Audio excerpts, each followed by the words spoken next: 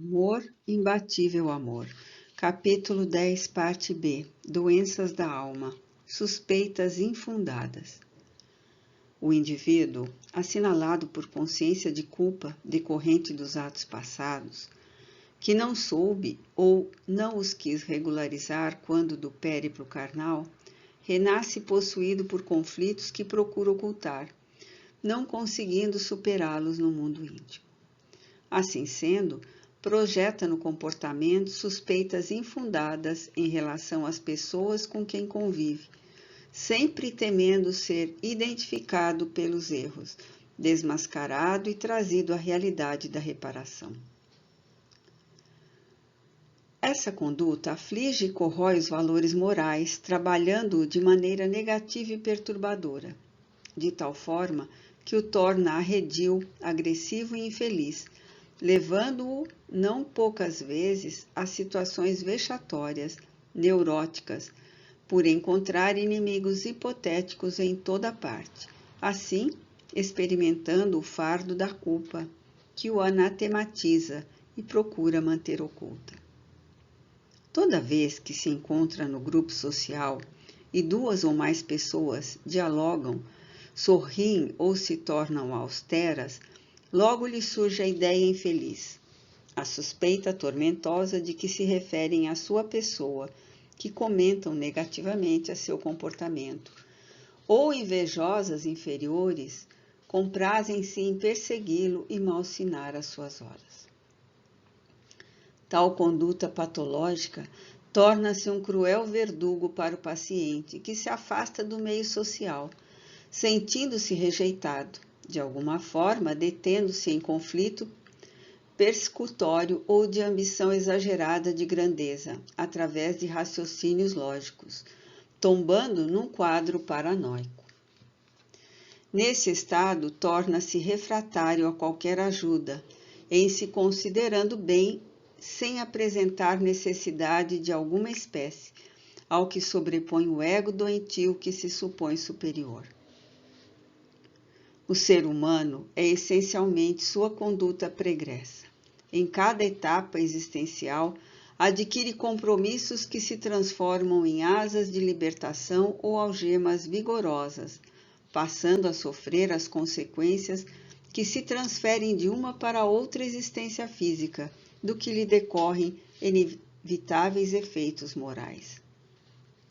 Ninguém, portanto, no grande périplo da evolução, que possa atravessar o processo de crescimento evadindo-se das responsabilidades estatuídas pelos supremos códigos e impressas na lei natural, vigente em toda parte, que é o amor. Toda e qualquer agressão a essa realidade transforma-se em contingente aflitivo, que atormenta até romper o elo retentor. Por outro lado, todas as conquistas se transformam em mapas de elevação, apontando rumos para o infinito e a plenitude. Uma análise, portanto, do ser integral impõe a visão reencarnacionista, propiciadora dos valores de engrandecimento, estruturando-o, fortalecendo-o. Recupera em uma etapa o que perdeu na anterior, não necessariamente na última experiência, senão naquela que permanece como peso na economia da evolução, aguardando o ressarcimento. Está, portanto, no passado do espírito, próximo ou remoto, a causa de qualquer transtorno psicológico, psíquico e orgânico, por constituir alicerce profundo do inconsciente, no qual se apoiam as novas conquistas e surgem os comportamentos decorrentes. A psicoterapia desempenha um papel relevante no lado dos portadores de suspeitas infundadas, auxiliando-os no autodescobrimento e na valorização da sua realidade. Não há das supostas qualidades que não existem, assim como das acusações que supõem-lhes são feitas e totalmente destituídas de fundamento. Nesse contubérnio de inquietação, mentes desassociadas do corpo que deambulam no mundo causal, utilizam-se do conflito e passam a obsediar o paciente, enviando-lhe mensagens telepáticas mais infelizes que se tornam uma forma de autopensamento, tão frequentes e contínuas se lhe fazem que dão surgimento a processos alienantes muito graves e de consequências imprevisíveis. Eis porque o Evangelho desempenha um papel fundamental como terapêutica em processos de tal envergadura como noutros, auxiliando o paciente a libertar-se das suspeições atordoantes e avassaladoras. Sob tal orientação, a da saúde espiritual, surgem as possibilidades de praxiterapia valiosas, que sustentam na ação do bem ao próximo, na caridade para com ele, resultando em caridade para com a pessoa mesma. Lentamente, se vão instalando novos raciocínios, visão mais dilatada da realidade que se apresenta e a recuperação do distúrbio faz-se com segurança, propiciando equilíbrio e bem-estar. Síndrome de pânico. Em 1980, foi estabelecido como uma entidade específica, diferente de outros transtornos de ansiedade, aquele que passou a ser denominado como síndrome de pânico, ou melhor, elucidando como transtorno de pânico, em razão de suas características serem diferentes dos conhecidos distúrbios. A designação tem origem no deus Pan da mitologia grega, caracterizado pela sua fealdade e forma grotesca, parte homem, parte cabra, e que se comprazia em assustar as pessoas que se acercavam do seu habitat, nas montanhas da Arcádia, provocando-lhes o medo. Durante muito tempo, esse distúrbio foi designado indevidamente como ansiedade, síndrome de despersonalização, ansiedade de separação, psicastenia, hipocondria, histeria, depressão atípica, agorafobia, até ser estudado devidamente por Sigmund Freud, ao descrever uma crise típica de pânico em uma jovem nos Alpes suíços. Anteriormente, durante a Guerra Franco-Austríaca de 1871, o Dr. Marion da Costa examinou pacientes que voltavam do campo de batalha apresentando terríveis comportamentos psicológicos, com crises de ansiedade, insegurança, medo, diarreia, vertigens e ataques, entre outros sintomas, e que foram denominados como coração irritável, por fim tornando-se conhecido como Síndrome de Da Costa, pela valiosa contribuição que ele ofereceu ao seu estudo e terapia. A síndrome do pânico pode ocorrer de um para outro momento e atinge qualquer indivíduo, particularmente entre os 10 e 40 anos de idade, alcançando na atualidade expressivo índice de vítimas que oscila entre 1% e 2% da população em geral. Na atualidade, apresenta-se com alta incidência, levando grande número de pacientes a aflições inomináveis. Existem fatores que desencadeiam, agravam ou atenuam essa ocorrência e podem ser catalogados como físicos e psicológicos. Já não se pode mais considerar como responsável pelos distúrbios mentais e psicológicos uma causa unívoca, porém, uma série de fatores predisponentes, como ambientais, especialmente no de pânico. Entre os primeiros se destacam os da hereditariedade, que se responsabilizam pela fragilidade psíquica e pela ansiedade de separação. Tais fatores genéticos facultam o desencadear da predisposição biológica para a instalação do distúrbio de pânico. Por outro lado, os conflitos infantis geradores de insegurança e ansiedade facultam o campo hábil para a instalação do pânico quando se dá qualquer ocorrência direta ou indireta que se responsabiliza pelo desencadeamento da crise. Acredita-se que a responsabilidade básica esteja no excesso de serotonina sobre o sistema nervoso central, podendo ser controlada a crise mediante a aplicação de drogas específicas, tais clonazepam. Não obstante, ainda seja desconhecido o efeito produzido em relação a esse neuroreceptor. O surto ou crise é de efeitos alarmantes, por transmitir uma sensação de morte, gerando pavor e desespero que não cedem facilmente.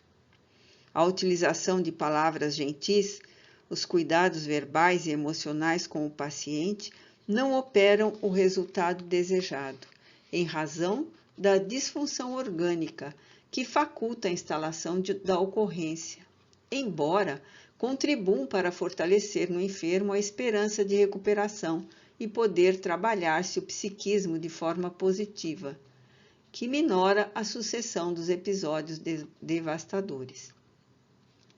Não raro, o paciente, desestruturado emocionalmente e vitimado pela sucessão das crises, pode desenvolver um estado profundo de agorafobia ou derrapar em alcoolismo, toxomania, como evasões do problema, que mais o agravam, sem dúvida. É uma doença que se instala com mais frequência na mulher, embora ocorra também no homem, e não se trata de um problema exclusivamente contemporâneo, resultado do estresse dos dias atuais, em razão de ser conhecida desde a Grécia Antiga, havendo sido, isso sim, melhor identificada mais recentemente, podendo ser curada com cuidadoso tratamento psiquiátrico ou psicológico, desde que o paciente se lhe submeta com tranquilidade e sem a pressa que costuma acompanhar alguns processos de recuperação da saúde mental. O distúrbio de pânico encontra-se enraizado no ser que desconsiderou as soberanas leis e se reencarna com predisposição fisiológica, imprimindo nos genes a necessidade da reparação dos delitos transatos que permaneceram sem justa retificação, porque desconhecidos da justiça humana, jamais, porém, da divina e da própria consciência do infrator. Por isso mesmo, o portador de distúrbio de pânico não transfere por hereditariedade necessariamente a predisposição aos seus descendentes, podendo ele próprio não ter antecessor nos familiares com essa disfunção explícita. Indispensável esclarecer que, embora a gravidade da crise, o distúrbio de pânico não leva o paciente à desencarnação, apesar de dar-lhe essa estranha e dolorosa sensação. Sede de vingança. O comportamento paranoico gera uma gama de aflições perturbadoras de grande densidade, alienando o paciente que perde relativamente o contato com a realidade objetiva. Deambulando pelos dédalos da insensatez, sente-se acuado pelos conflitos que transfere de responsabilidade, sempre acusando as demais pessoas de o não entenderem e o perseguirem, empurrando-o para o insucesso ou a infelicidade. Afastando-se do conjunto social, elabora mecanismos de desforço como fenômeno de autorrealização, engendrando formas de constatar a superioridade mediante a queda daquele que é considerado seu opositor. Nesse estado de inquietação, engendra formas de análise inadequadas em torno da conduta alheia, derrapando em maledicências, em exageros de informações que não correspondem à realidade, culminando em calúnias que possam caracterizar a imperfeição do seu opositor, situando-o em plano de inferioridade. Dessa forma, quando o outro, o inimigo, experimenta qualquer desar, tormento ou provação, o enfermo que se lhe opõe experimenta uma alegria íntima muito grande como compensação da inferioridade na qual estagia. Esse tormento faz-se tão cruel que, não raro, o paciente torna-se algoz inclemente daquele que se lhe torna vítima. Na raiz desse, como de outros transtornos da personalidade, encontram-se o egoísmo exacerbado e o orgulho, que são os cânceres morais encarregados de desorganizar o ser humano, tornando-o revel. A mente, concentrada no conteúdo da mensagem que elabora, termina por influenciar os neurônios que se lhe sofrem a indução psíquica e passam a produzir substâncias equivalentes à qualidade de onda, dando curso ao bem-estar ou aos conflitos perturbadores. Quando essa indução é mais demorada e produz agravantes de efeitos danosos, transfere-se de uma para outra existência, imprimindo nos tecidos sutis do perispírito os prejuízos causados, que remanescem como provas ou expiações que assinalam profundamente o ser espiritual. Em face dessa razão, são impressas nos componentes genéticos as necessidades de reparação, assinalando o espírito com os distúrbios a que deu lugar a sua conduta desastrosa. A sede de vingança é lamentável conduta espiritual que termina por afligir aquele que a vitaliza interiormente. Cabe ao indivíduo envidar todos os esforços para vencer esse sentimento inferior que lhe constitui motivo de demoradas angústias, porquanto é impossível desfrutar da infelicidade alheia, alegrando-se quando outrem sofre. A aparente alegria, resultado da satisfação por sentir-se vingado, logo se transforma em profunda frustração por desaparecer-lhe o motivo existencial. A vida tem definidas metas que constituem motivação para a sua experiência. Quando desaparecem, o sentido existencial emurchece. Se instalam as distonias e transtornos especiais tomam lugar na área do equilíbrio. Cabe ao infrator desenvolver a coragem para entender que o problema não procede do exterior de outra pessoa, porém dele mesmo, em razão dos seus conflitos, da sua limitada percepção de consciência, em razão do trânsito em faixas primárias do conhecimento.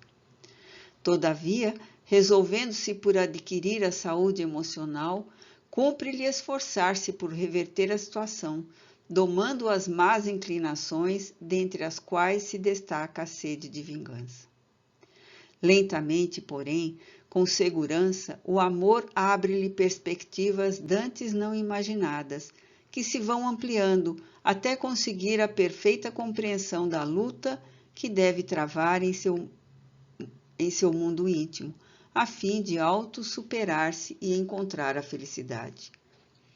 Todo o esforço de educação pessoal em superar as más inclinações constitui terapia valiosa para a saúde integral. Ninguém há que se considere sem necessidade dessa avaliação pessoal e do consequente esforço para a corrigir.